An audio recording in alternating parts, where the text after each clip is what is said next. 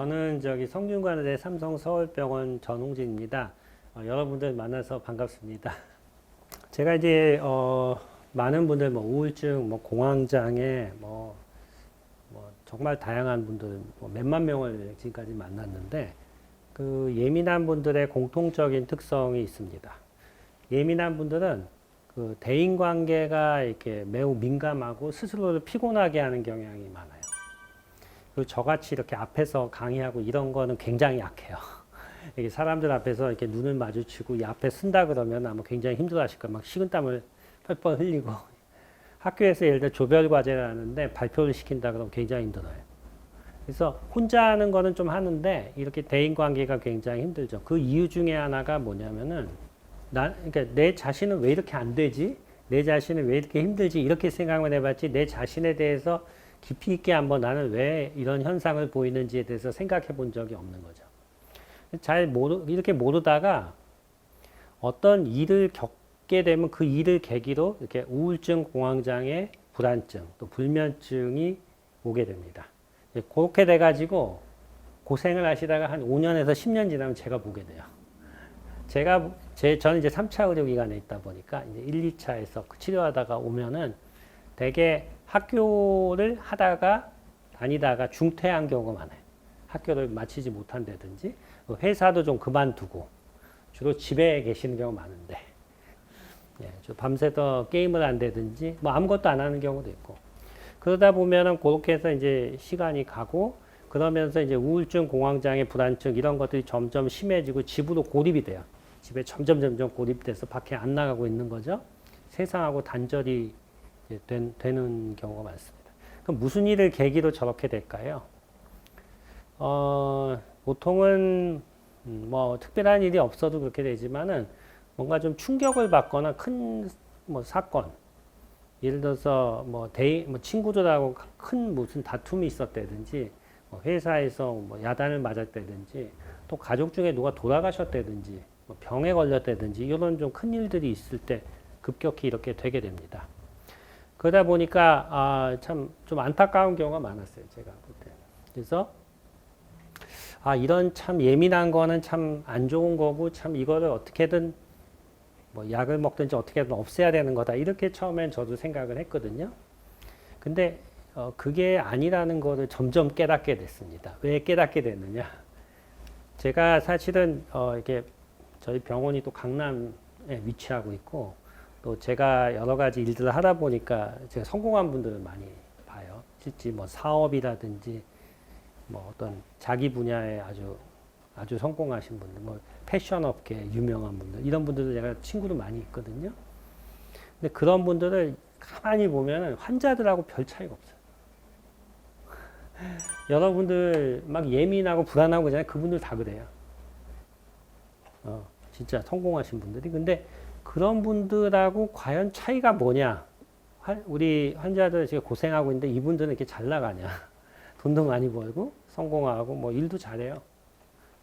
그래서 이제 그 차이를 한번 생각해 보자는 거죠. 이제 거기서 우리가 가지고 있는 예민한 특성을 이런 좋은 쪽으로 한번 잘 만들어 보자. 그러기 위해서는 자기를 잘 알아야 될 거예요.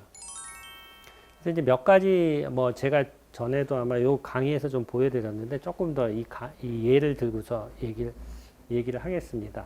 우리 청년들한테 꼭 말씀을 드리고 싶은 거는 이런 경우예요.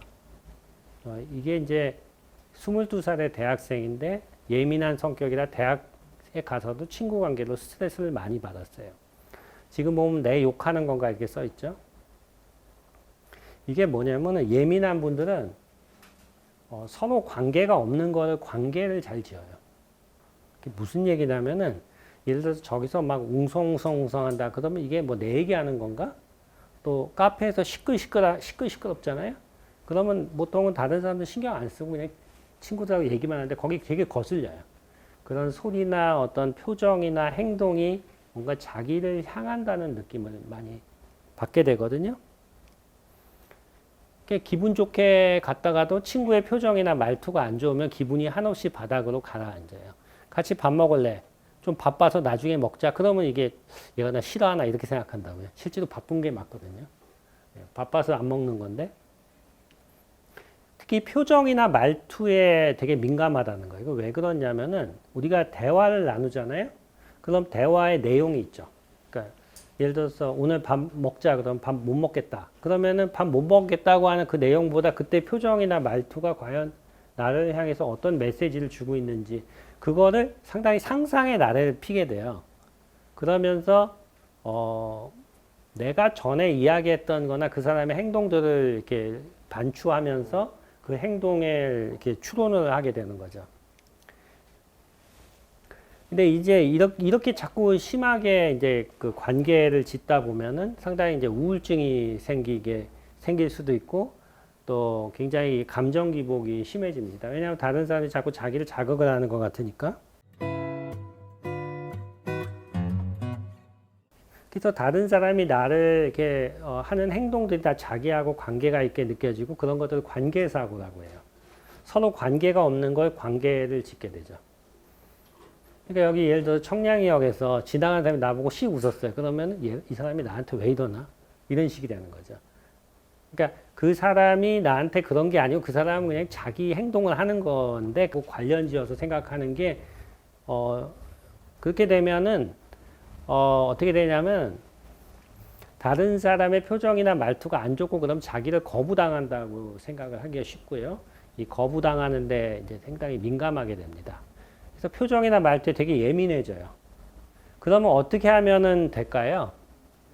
표정이나 말투를 좀 많이 신경을 안 쓰고 대화를 나누면 좋을 거예요. 이야기를 할 때 그 내용만 생각을 하고 그 사람의 비언어적인 표현을 자꾸 신경을 안 쓰면 좋을 거죠. 이런 분들은 오히려 둔감한 분들은 그 반대겠지만은.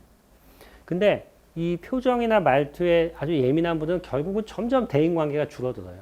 그런 걸 자꾸 신경 쓰다 보니까 머리가 복잡하거든요. 그 사람의 표정이나 말투는 그 사람의 컨디션하고 관련 있는 경우가 가장 높아요. 저 사람의 표정이 안 좋으면 아유 뭐 이렇게 좀 몸이 안 좋은가 보다 이렇게 생각하는 것이 대부분 맞는 거죠. 또 잠을 못 잤거나 일이 많아서 피곤하면 표정이 굳어지고 말투가 퉁명스러워지기도 하는 거죠. 그래서 휴대폰 여러분들 카톡하는 것처럼 휴대전화 문자를 확인하듯 상대방의 말의 내용만 신경 쓰면서 상대방의 표정과 말투에 둔감해지는 연습을 해보세요. 그러니까 그래야지 이렇게 사람들 앞에서 발표를 하거나 회의를 할 때 편해요. 여러분들 1대1로 할 때 하고 만약에 여러 사람하고 같이 회의를 하거나 이렇게 발표를 할 때 하나하나 이걸 다 신경 쓰면 못합니다. 회의 진행은 절대 못하고 발표하는 것도 너무 부담스럽거든요. 근데 저런 걸 신경을 안 쓰면서 자꾸 얘기를 하는 습관을 들이다 보면은 상당히 편하게 할 수 있어요. 저도 이제 지금 뭐 강의를 하지만 저는 뭐 강의를 지금까지 제가 하는 횟수로 강의를 다 따지면 1년에 한 뭐 100회 이상은 강의를 할 것 같은데요. 굉장히 많이 합니다, 강의를. 뭐 학생 강의도 하고 대인 강의도 하는데 처음에는 아주 너무 떨었어요. 여러 사람들 앞에 쓰면 긴장돼서 다리가 덜덜 떨리고 막 식은땀이 나고. 근데 그렇게 한 10년쯤 하니까 전혀 안 떨려요. 그 뭐 떨린 적이 거의 없어요. 왜냐하면 너무 많이 해봤기 때문에. 근데 예민한 분은 하면 할수록 더 떤단 말이죠. 그게 어떻게 해야 되냐면은 이야기할 때 그 리스판스에 너무 반응을 안 하는 게 좋아요. 그거 너무 신경을 쓰고 그 다음 표정 이런 데 너무 신경을 쓰지 않아야지 점점 편해지는 거예요. 사람들이 보통 나한테 그리 관심이 없어요. 아무리 인스타에 올리고 뭐 이렇게 해도 관심이 없습니다. 그래서 사람들은 나한테 별로 관심이 없다. 그 사람의 표정, 그 사람 자신의 어떤 특징이지 자기와 관련이 없다고 생각을 자꾸 하시는 게 좋습니다. 그래서 저렇게 예민한 분들은 잘 자기 예민성을 관리하면 저게 나중에 직업적으로 도움이 될 수도 있는데 그건 제가 나중에 좀 정리해서 말씀드릴게요. 첫 번째는 이제 대인관계에 민감하고 예민한 성격이고 두 번째는 이제 강박인데 요건 아까 거하고는 약간 다릅니다. 그러니까 이분 같은 경우는 지방에서 올라온 자취생인데 혼자 살면서 문단속에 대한 강박이 생겼다. 무서운 뉴스를 보고 더 심해졌죠. 이게 뭐냐면은 자꾸 확인하는 거예요. 그러니까 가스불도 이게 뭐 혹시 집 밖에 나갈 때 가스불이 잘 잠겼는지 확인하고 손도 뭐 예를 들어 코로나 바이러스가 묻었을지 모르니까 30번쯤 씻고 그 다음에 뭐 확인을 자꾸 하는 거죠. 제가 오늘도 요 비슷한 분을 만났는데, 아, 이런 분들은 참, 우리나라 그 교육 체계하고 굉장히 좀 어려운 점이 있습니다. 왜 그럴까요? 이런 분들이 왜 어려움을 겪게 되냐면 여러분들이 압박이 올 거 아니에요. 자기 수능 잘 봐야 되니까. 긴장이 오면 강박이 심해지죠. 강박이 심해지면은 자꾸 확인을 해요. 내가 틀리지 않았나. 한 번, 두 번 확인하면 좋은데 계속 확인하다 보면 뒤에 것까지 문제를 못 풀어요. 앞에 페이지에서 다 시간 끝나버려요. 그러면은 내가 가지고 그동안 공부한 게 어떻게 돼요? 거기 그게 실력으로 안 나오죠. 그래서 제가 오늘 본 친구도 보면은 대학을 입학을 포기했어요. 그냥 학교 시험 보면 잘 보거든요. 근데 수능만 보면 절대 시험 못 봐요. 앞에 페이지밖에 못 풀어요. 맨 앞에 페이지밖에. 그러니까 이런 강박이 잘 관리되면은 좋은데 너무 심하면은 그게 뭔가 압박적인 상황에서 상당히 문제가 된다는 거죠. 이렇게 꼼꼼하고 완벽주의적인 성격의 소유자들은 자기가 한 일에 실수가 있지 않을까 걱정을 하죠. 그래서 이제 제가 보는 제 책의 독자들 중에서 아주 꼼꼼하시고 예민한 분이 있었는데 저한테 자기가 이 책을 다 읽고 싶은데 아직 못 읽었다는 거예요. 벌써 한 달이 지났는데 왜 그러냐. 앞부분만 읽고 뒤에까지 넘어가지를 못해요. 자기가 이걸 완벽하게 이해했는지 몰라서 책이 앞에는 새까맣고 뒤에를 못 읽어요. 보면 여러분들 남의 얘기가 아니고 정석이나 이런 거 보면 앞에만 새까맣고 뒤에는 이게 안 보고 있는 이런 분들이 많으실 텐데 이런 분들이 특히 더 그렇습니다. 근데 우리나라 교육 제도가 특히 틀리지 않는 걸 강조하기 때문에 이런 강박 사고와도 좀 관련이 있습니다. 근데 자꾸 이렇게 확인을 하다 보면 어떻게 되냐면은 확인하는데 너무 에너지를 쓰게 되고 시간을 쓰기 때문에 이제 문제가 될 수가 있죠. 그래가지고 이럴 때는 이게 자기가 이걸 어떻게 조절해야 될지 미리 계획을 세워놓는 게 좋아요. 걱정돼도 문단속은 이제 한 번만 하고 집을 벗어나면 되돌아오지 않고 집을 벗어났다가 또 문단속하고 또 와요. 가스도 다시 문 열고 들어서 확인하고 이렇게 되는데 그렇게 하지 말고 한 번씩만 확인하는 걸로 하면은 이분들이 꼼꼼해서 거기에 또 맞춰요. 한 번씩만 확인하려고 하면 그걸 또 맞춥니다. 그래서 손을 씻는 것도 외출 전, 식사 전처럼 한정해서 하고 샤워는 하루 일에 20분 이내로 알람을 맞추고 한다. 그래서 그 시간을 세이브해서 에너지를 조율을 하는 거죠. 그래서 이제 만약에 심한 경우에는 좀 약물 치료도 하고 전문가 상담을 받아야 됩니다. 그리고 또 하나는 이제 건강염려증인데요. 요거는 이제 40대 직장인인데 요즘 젊은 청년들도 건강염려증이 굉장히 많아요. 어떤 자기가 무슨 병이 있지 않을까? 그리고 어떤 문제가 생기지 않을까?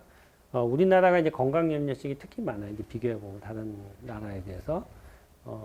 보면은 이 건강 보조식품들을 엄청 많이 드십니다. 근데 건강 보조식품이 여러분들 생각하시겠지만 왜 보조식품일까요? 예, 의학적으로 별 효과가 없는 경우가 많습니다. 대부분. 예, 그래서 보조식품을 드시면은 그게 뭐 이런 약리학적인 그런 효과가 없는 경우가 많아요. 그래서 영양제 정도는 좋지만 너무 많이 안 드셔도 되거든요. 가격도 비싸고 하니까.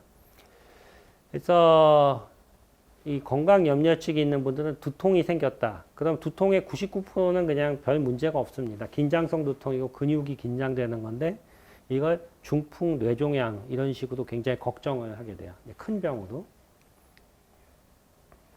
근데 우리가 느끼는 신체 증상은 상당하게 예민한 것과 관련이 있습니다.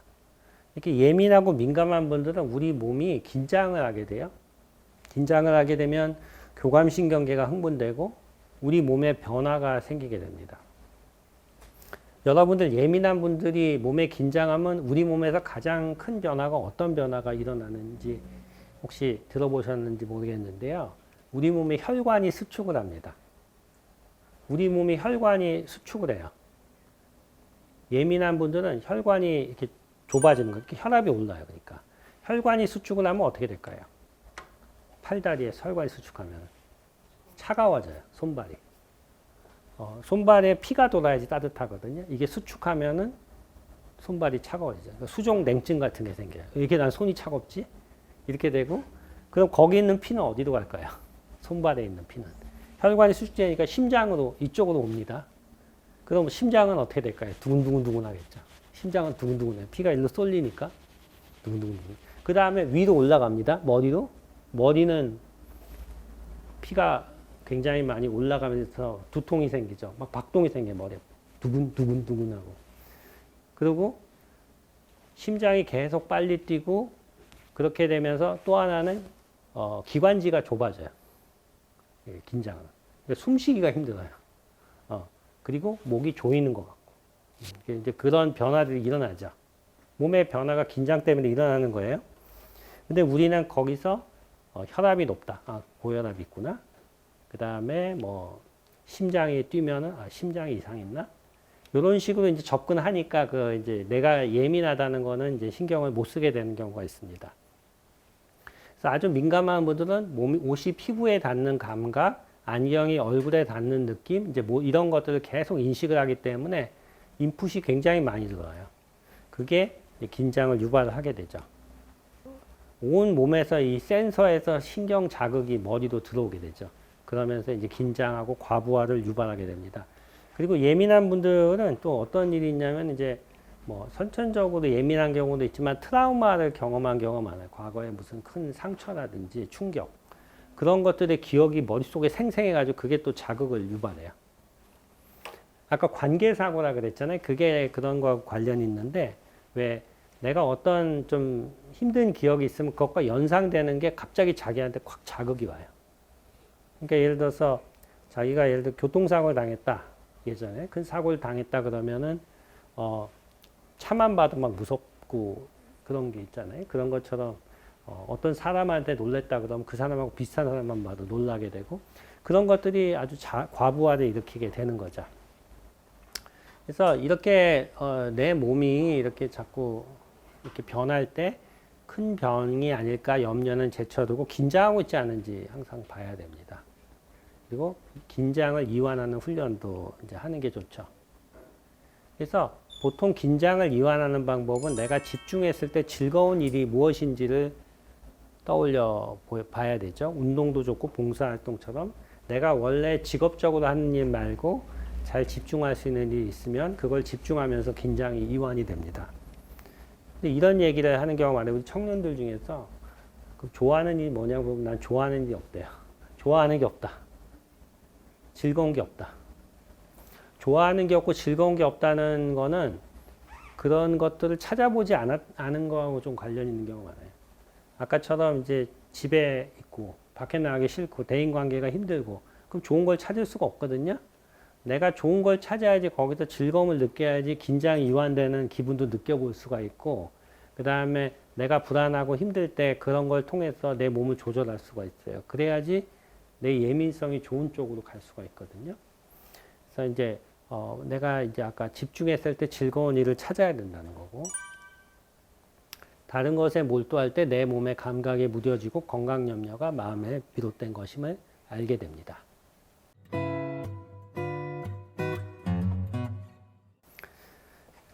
그래서 이제 제가 아까 여기 이런저런 케이스를 냈는데 상당히 이게 어린 시절부터 이 예민성이 생긴다는 거예요. 아주 어릴 때 우리 기억 있죠? 기억. 우리 기억이라는 게 참 재밌습니다. 여러분들의 머리가 이제 보면은 축구공보다 작죠. 여기 축구공보다 큰 분은 없을 텐데 축구공보다 작은 머리 안에 태어나서 지금까지의 기억이 다 들어있다는 거. 참 놀라운 일이죠. 근데 거기서 더 놀라운 건 뭐냐면 기억의 99%는 다 없어졌어요. 근데 그 다 없어진 기억 중에 1%만 남아있는데 어떻게 우리는 사람들하고 대화를 하고 이야기하고 이런 게 가능할까 좀 궁금하지 않으세요? 네? 그리고 우리가 지금 알고 있는 사람들, 스마트폰에 있는 사람들, 뭐 100명 이상은 되실 거예요, 다. 근데 그 사람들 실제 보면 누군지 다 압니다. 내가 봤던 사람인지 안 봤던 사람인지. 그걸 모르면 아마 치매에 가까울 거예요. 그러니까 스마트폰에 있는 사람인데 그 사람 사진을 보고 내가 봤던 사람인지 안 봤던 사람인지 딱 보면 알 수가 있어요. 그렇잖아요? 그게 이제 어떻게 일어나냐면 우리 뇌는 참 재밌는 게 완성돼서 태어나는 게 아니에요. 그러니까 제가 비유를 하자면 노트북으로 치면은 윈도우만 깔려서 태어나는 거예요. 그리고 태어나서 그 환경에 맞춰서 갑자기 신경이 이렇게 변화하기 시작합니다. 그러니까 얘를 갖다가 어떤 환경에 집어넣느냐에 대해서 뇌가 완전 다르게 발달해요. 물론 이제 뭐 조금 부모님의 어떤 뇌 발육 상태에 따라서 애도 조금 차이는 있지만은 그 환경에 맞춰 변화한다는 거죠.